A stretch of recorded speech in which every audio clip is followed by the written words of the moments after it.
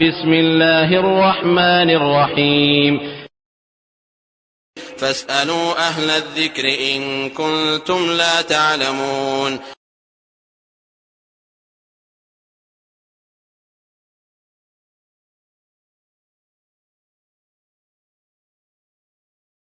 আলহামদুলিল্লাহ ওয়াসসালাতু ওয়াসসালামু আলা রাসূলিল্লাহ। 847 ভাই প্রশ্ন করেছেন ওনাদের এলাকার এক ঈদগাহটা হবে, সেই ঈদগাহটা কোনো এক ব্যক্তির নামে করবেন যিনি মারা গেছেন।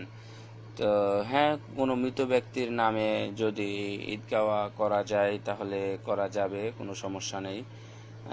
তবে এটা কেন করতেছেন, উনি জমি দিয়েছেন বা উনি করছেন, ওনার নামটা থেকে যাবে এই লক্ষ্য যদি হয় তাহলে তো সেটা প্রকাশ হয়ে গেল। এমনি অনারারি কোনো যদি মানে ভালো বড় কোনো ব্যক্তি বা সম্মানিত ব্যক্তি যদি হয় তাহলে তার মুক্তির লক্ষ্যে, মুক্তি বলতে মানে তার নামটা অন্তত মানুষ বলবে এবং রাহিমাহুল্লাহ বলবে, তার জন্য দোয়া করবে, এই উদ্দেশ্যে যদি দেওয়া হয় তাহলে হয়তোবা কোনো সমস্যা হবে না আশা করি।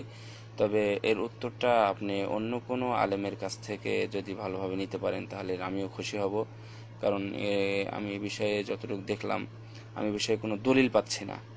আর আমি যে কথাটুকু আগেরটা বললাম সেটা যে জন্য বললাম তা হলো সাহাবীদের নামে পৃথিবীতে অনেক কিছু আছে এবং সেটা বড় বড় আলেমের সাক্ষাতে বড় বড় আলেমেরা এটা করেছেন। আশা করি এর এর জন্য স্পষ্ট দলিল আছে, কিন্তু আমি এই মুহূর্তে জানি না।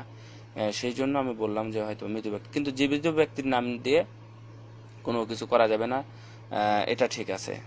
মৃত ব্যক্তি যদি নিজের জিনিস হয় তাহলে সেটা ভিন্ন জিনিস, কিন্তু ওয়াকফের জিনিসের কথা বলতেছি আমি, যে একটা মসজিদ অথবা মাদ্রাসা বা ইত্যাদি এরকম ওয়াকফের জিনিস বা ঈদগাহ এ ধরনের কোনো জিনিস মানে জীবিত ব্যক্তির নামে করা যাবে না।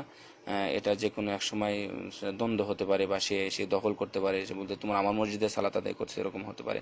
তো যাক, আপনি এই প্রশ্নের উত্তরটা আরো ভালো কোনো আলেমের কাছ থেকে নিন, এটাই সবচেয়ে ভালো হবে। জাযাকুমুল্লাহ।